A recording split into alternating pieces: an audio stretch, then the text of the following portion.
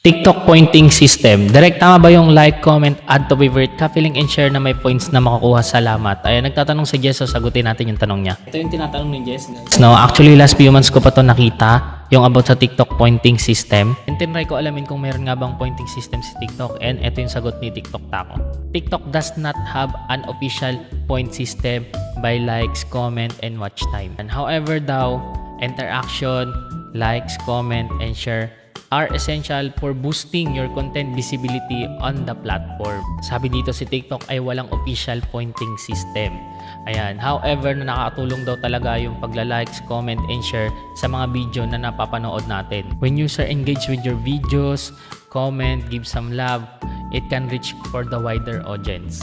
So kaya nilagyan ng likes, comment, at share ang video, ayan, para magkaroon ng engagement and interaction ito. So, pag maraming engagement, mas magbabiral ang video mo.